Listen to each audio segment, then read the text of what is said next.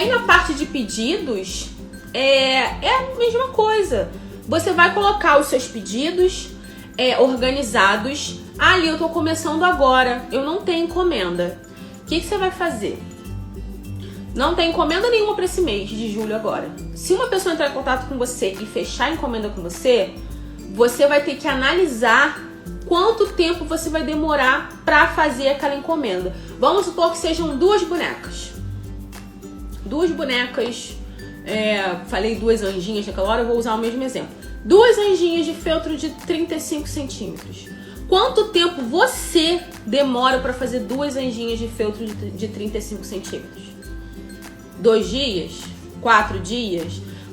Aí vai depender da sua agilidade, do seu processo. Cada um tem o seu tempo. Não é porque fulano faz em 12 horas que você vai fazer também. Aí você tem que ver quanto tempo você demora para fazer uma boneca de feltro. 1 dia, 2 dias? Se você demora vamos botar que você demora 2 dias para finalizar uma boneca. Se são 2, você vai demorar 4 dias para fazer essas bonecas, não é? Então o mínimo que eu lhe pediria de prazo para entregar essa encomenda seria 1 semana. Porque imprevistos acontecem. E aí pode ter um dia que de repente vai acontecer alguma coisa, você não vai conseguir trabalhar a quantidade de horas que você queria, ou então vai acontecer alguma coisa e você não vai conseguir trabalhar naquele dia. E aí o que você faz se você der 4 dias para entregar? Ah não, eu faço a boneca em 4 dias? Então eu vou falar pro cliente que eu entrego para ela, encomendou hoje, aí eu faço a boneca em 4 dias. Então eu vou falar pro cliente que eu entrego para ele no sábado. E se acontecer alguma coisa nesse processo? O que você faz? Você sempre tem que ter uma margem aí, tá? Para esses probleminhas que podem ocorrer. Acontece. Muitas de vocês aqui são mães, trabalham, donas de casa. Então nunca dê o prazo muito fechadinho no tempo que você demora para fazer. Coloquem mais dias à frente. Eu colocava 15 dias. Encomenda para mim o mínimo era 15 dias. Agora vem a parte mais importante. Teve alguém que falou numa live pra mim, eu lembro, só não lembro o nome da pessoa, que falou que bota o prazo de 15 dias quando alguém fecha encomenda e quando vê, já tem um monte de peça encomendada pra entregar em 15 dias. Porque vai botando todo mundo pra 15 dias, né? Vai dando prazo de 15 dias pra todo mundo. Não. Quando você começa a pegar mais encomendas, uma encomenda atrás da outra, você precisa usar datas. Você não vai usar períodos de tempo. Você não vai falar pro cliente assim, eu te entrego em 15 dias, eu te entrego em 1 semana. Não. Você vai olhar a sua agenda. Você tem lá uma encomenda, que é pra você entregar no dia 10. Aí vem um outro cliente querendo encomendar de você. Aí você vai botar também pra entregar daqui a uns dias pra esse cliente, pra você se enrolar toda? Não. Você vai marcar uma data para entregar para esse cliente. E aí vai entrar o que eu falei agora. Quanto tempo você demora para fazer a quantidade de peças que esse cliente te pediu? 5 dias. Você bota mais 5. Dobra o tempo. E aí você vai fazendo isso e vai preenchendo a sua agenda, né? E aos poucos você vai conseguir. No começo, tá? Você bota uma margem maior de tempo. Depois, quando a gente tá com mais experiência, a gente sabe que a gente vai encurtando esse tempo aí. A gente não bota um prazo tão grande. Mas aí pode acontecer o que aconteceu comigo. Chegou um tempo que a minha agenda era tipo pra 6 meses pra frente. Porque já tava tudo ali, ó, agendadinho, sabe? Eu tinha minha lista dos clientes, vamos supor, a gente tá em julho. Eu tinha a lista de clientes de julho, o que eu tinha que entregar em julho, o que eu tinha que entregar em agosto, o que eu tinha que entregar em setembro e por aí vai. E eu ia cadastrando. Aí quando o cliente entrava em contato comigo, a primeira coisa que eu perguntava, não a primeira coisa, assim, mas o mais importante que eu queria saber, pra quando você precisa? Porque na maioria das vezes eu não podia atender, porque minha agenda estava lotada meses pra frente. E às vezes era um kit muito grande, tipo de 7 peças, por exemplo. Eu fazia muito kit circo. Eu fiz as coisas que eu mais fiz na minha vida foi kit circo. Então, todo mundo viu meu kit circo e queria comprar o meu kit circo. E aí eram 7, 8, às vezes 10 peças. E aí não dava pra encaixar aquele cliente ali no meio da minha agenda. Ele tinha que esperar. E aí o que eu fazia quando a minha agenda lotava um mês? Eu colocava um recadinho na minha página. Eu fazia uma foto bonitinha e colocava o recadinho lá. Agendas de tal, botava um mês fechada. Eu deixava lá pro cliente já entrar na minha página e ficar ciente de que para aquele período ali eu não tinha vaga. E eu vou te falar, quando o cliente vê isso em algum lugar, parece que o desejo dele desperta. Porque ele pensa assim, nossa, se a agenda dela tá fechada, é porque o trabalho dela é bom. Se ela tá com isso tudo de encomenda, que ela já fechou 2 meses, 1 mês de encomenda, é porque o trabalho dela é bom. Então já aí também você já dá mais um passinho aí. Então, nunca feche encomenda sem pegar o sinal. Nunca. Senão você vai ter muita dor de cabeça.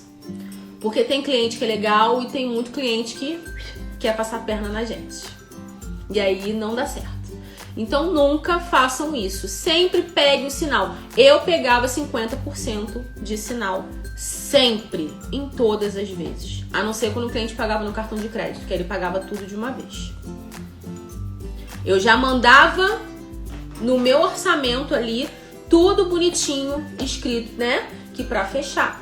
Então, o preço, as formas de pagamento, né? Se fosse em dinheiro, ou depósito, ou transferência, tinha que dar entrada de 50% do valor total da encomenda. Eu sempre peguei sinal, tá? Sempre, desde que eu comecei, eu nunca passei esse problema. Mas eu vejo muito artesã passando por esse problema de que, eu fiz a encomenda e agora a pessoa não me atende, sumiu. Não quer mais a encomenda, o que eu faço? E às vezes é uma coisa personalizada, porque quando é uma coisa que dá pra você passar pra frente, é chato, mas você consegue vender pra outra pessoa. Agora imagina você que trabalha no nicho de maternidade, faz uma guirlanda com nome, com um casalzinho de irmãos, uma coisa muito específica, de repente com um cachorrinho, um papagaio, um negócio muito específico. E aí você não pegou o sinal e essa pessoa sumiu. E vai ser muito difícil você passar esse enfeite, essa guirlanda pra frente. Porque quando é uma coisa muito específica é mais difícil.